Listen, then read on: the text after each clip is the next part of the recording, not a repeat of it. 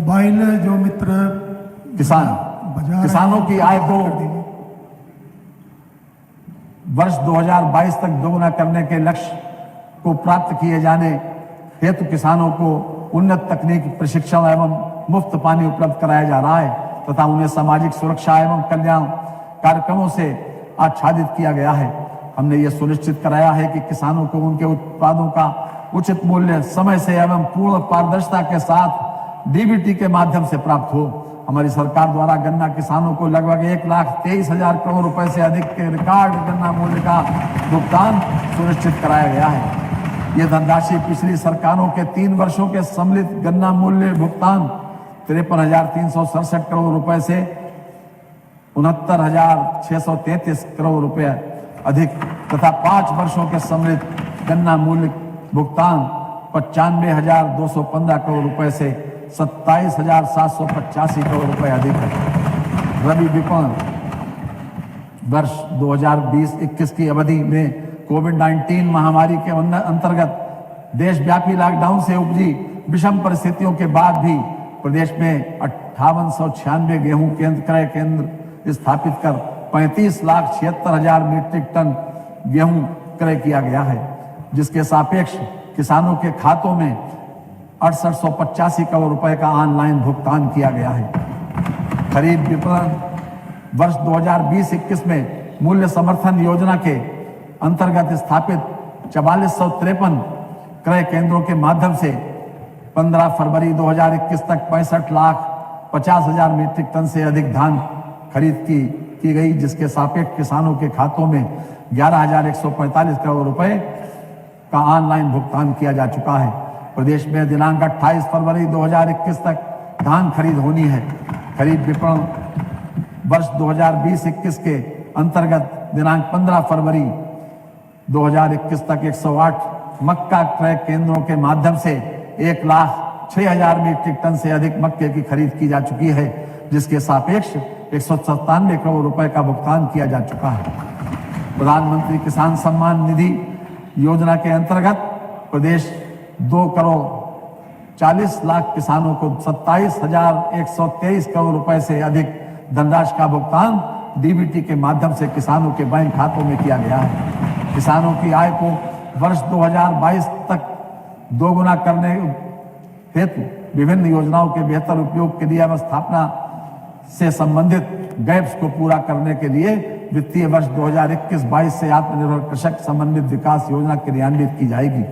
योजना के मुख्य घटक होंगे प्रदेश के प्रत्येक एग्रो क्लाइमेटिक जोन में अधिक उत्पादकता वाली फसलों का चिन्हीकरण, उत्पादकता कृषि हेतु नवीन तकनीक एवं निवेश को बढ़ावा, चयनित उत्पादों का मूल्य संवर्धन, विपणन हेतु बाजार तैयार किया जाना तथा ब्लॉक स्तर पर कृषक उत्पादन संगठनों की स्थापना योजना हेतु 100 करोड़ रुपए की व्यवस्था प्रस्तावित है। मुख्यमंत्री कृषक दुर्घटना कल्याण योजना के अंतर्गत 600 करोड़ रुपए की बजट व्यवस्था प्रस्तावित है। नहरों एवं सरकारी नलकूपों से किसानों को मुफ्त पानी की सुविधा हेतु 700 करोड़ रुपए की व्यवस्था प्रस्तावित है। कृषकों को प्रारंभिक सहकारी कृषि ऋण समितियों के माध्यम से रियायती दरों पर फसली ऋण उपलब्ध कराए जाने हेतु अनुदान के लिए 400 करोड़ रुपए की व्यवस्था प्रस्तावित है। प्रधानमंत्री किसान ऊर्जा सुरक्षा एवं उत्थान महाअभियान योजना के अंतर्गत खेतों में विभिन्न क्षमताओं के सोलर पंपों की स्थापना कराई जा रही है। वित्तीय वर्ष 2021-22 में 15,000 सोलर पंपों की स्थापना का लक्ष्य निर्धारित किया गया है। महिलाएं, प्रदेश की महिलाओं को स्वावलंबी बनाते हुए उनका सशक्तिकरण किया जाना हमारी सरकार का संकल्प है। इस लक्ष्य की प्राप्ति के लिए महिलाओं को सुरक्षा प्रदान किया जाना, उन्हें शिक्षा, कौशल संवर्धन और रोजगार तथा स्वरोजगार के समुचित अवसर उपलब्ध कराया जाना हमारी प्राथमिकता है। महिला सशक्तिकरण हेतु राज्य सरकार द्वारा दिनांक 1 अप्रैल 2019 से मुख्यमंत्री कन्या सुमंगला योजना लागू की गई है, जिसका मुख्य उद्देश्य बालिकाओं के स्वास्थ्य एवं शिक्षा को प्रोत्साहन देना एवं बालिका के जन्म के प्रति समाज में सकारात्मक सोच विकसित करना है। इसके अंतर्गत पात्र बालिकाओं को 6 विभिन्न श्रेणियों में 15,000 रुपए की सहायता से प्रदान की जा रही है। योजना हेतु 1200 करोड़ रुपए की बजट व्यवस्था प्रस्तावित है। मुख्यमंत्री सामूहिक विवाह योजना की सफलता एवं जनमानस में योजना के प्रति उत्साह को देखते हुए योजना का आच्छादन बढ़ाए जाने का निर्णय लिया गया है। महिलाओं एवं बच्चों में कुपोषण की समस्या से निपटने के लिए एक नई योजना मुख्यमंत्री सक्षम सुपोषण योजना वित्तीय वर्ष 2021-22 से क्रियान्वित की जाएगी। इस योजना के अंतर्गत ड्राई राशन के साथ साथ आंगनबाड़ी केंद्रों पर पंजीकृत 6 माह से 5 वर्ष तक के चिन्हित कुपोषित बच्चों तथा एनीमिया ग्रस्त 11 से 14 वर्ष की स्कूल में जाने वाली किशोरी बालिकाओं को अतिरिक्त पोषण प्रदान किया जाएगा। योजना हेतु 100 करोड़ रुपए की बजट व्यवस्था प्रस्तावित है।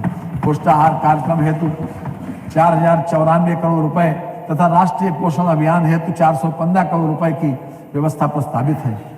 राज्य ग्रामीण आजीविका मिशन के अंतर्गत ग्रामीण अंचलों में महिला दुग्ध उत्पादकों के स्वयं सहायता समूहों की आजीविका में वृद्धि हेतु वित्तीय वर्ष 2021-22 से महिला सामर्थ्य योजना के नाम से एक नई योजना क्रियान्वित की जाएगी। इस हेतु 200 करोड़ रुपए की व्यवस्था प्रस्तावित है। महिलाओं को न्यायालयों से गुजारा भत्ता प्राप्त होने तक के लिए राज्य सरकार द्वारा आर्थिक सहायता प्रदान किए जाने का निर्णय लिया गया है। निराश्रित महिला पेंशन योजना अंतर्गत 500 रुपए प्रति माह का भुगतान लाभार्थियों के खाते में किया जा रहा है। उक्त के अतिरिक्त वर्तमान वित्तीय वर्ष में प्रधानमंत्री गरीब कल्याण योजना के रूप में पात्र लाभार्थियों को नियमित पेंशन के साथ 500 रुपए प्रति माह की दर से 2 माह हेतु 1000 रुपए की अतिरिक्त प्रदान राशि भी प्रदान की गई है। महिला शक्ति केंद्रों की स्थापना हेतु 32 करोड़ रुपए की व्यवस्था प्रस्तावित है। महिलाओं एवं बालिकाओं के साथ घटित होने वाले अपराधों के प्रभावी रोकथाम हेतु उत्तर प्रदेश पुलिस द्वारा दिनांक 1 नवंबर 2020 से 30 नवंबर 2020 तक विशेष अभियान मिशन शक्ति चलाया गया, जिसके उत्साहवर्धक एवं सार्थक परिणाम परिलक्षित हुए हैं। महिलाओं और बालिकाओं की सुरक्षा, सम्मान एवं स्वावलंबन के लिए प्रत्येक तहसील पर महिला हेल्प डेस्क की स्थापना की गई है।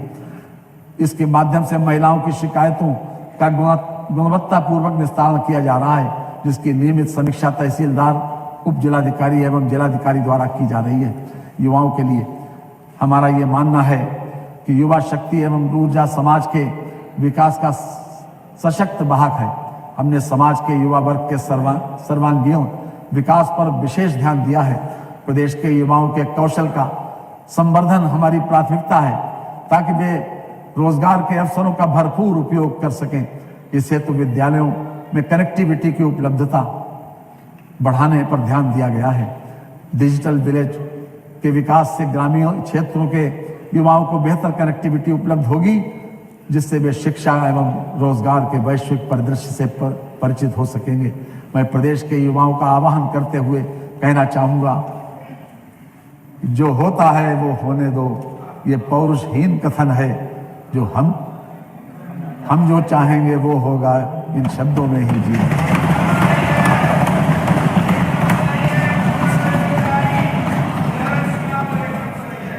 प्रदेश के युवाओं को विभिन्न प्रतियोगी परीक्षाओं में सफलता दिलाने के उद्देश्य से निःशुल्क कोचिंग की योजना मुख्यमंत्री अभ्युदय योजना प्रारंभ की जा रही है। इस योजना के प्रति युवाओं में अत्यधिक उत्साह है। योजना के अंतर्गत पात्रता के आधार पर छात्र एवं छात्राओं को टैबलेट उपलब्ध कराए जाएंगे, ताकि वे डिजिटल लर्निंग के माध्यम से प्रतियोगी परीक्षाओं की तैयारी कर सकें। इस हेतु समुचित धनराशि की व्यवस्था कराई जाएगी। सहायता प्राप्त अशासकीय माध्यमिक विद्यालयों तथा राजकीय संस्कृत विद्यालयों में अवस्थापना सुविधा के विकास एवं सुदृढ़ीकरण का निर्णय लिया गया है।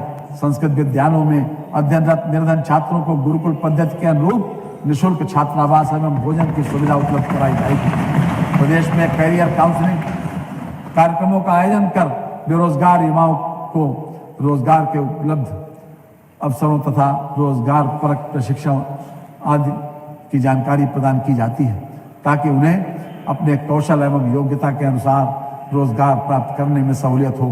अक्टूबर 2020 तक वर्तमान वित्तीय वर्ष में ऐसे 943 कार्यक्रमों का आयोजन किया गया, जिनमें 52,000 से अधिक युवाओं द्वारा प्रतिभाग किया गया है। नेशनल कैरियर सर्विस प्रोजेक्ट के अंतर्गत प्रदेश के विभिन्न स्थानों पर मॉडल कैरियर सेंटर स्थापित किए गए हैं। प्रदेश के 12 अन्य जनपदों में मॉडल करियर सेंटर स्थापित किए जाने की योजना है। उत्तर प्रदेश कौशल विकास मिशन द्वारा विगत 4 वर्षों में 7 लाख से अधिक युवाओं को प्रशिक्षित किया गया है तथा 3 लाख से अधिक युवाओं को रोजगार से जोड़ा गया है। युवा खेल विकास एवं प्रोत्साहन योजना के लिए 8.55 करोड़ रुपए की व्यवस्था प्रस्तावित है। ग्रामीण क्षेत्रों में युवाओं को खेल कूद के बेहतर अवसर प्रदान किए जाने हेतु ग्रामीण स्टेडियम एवं ओपन जिम के निर्माण हेतु 25 करोड़ रुपए की व्यवस्था प्रस्तावित है। जनपद मेरठ में नए स्पोर्ट्स 20 करोड़ रुपए की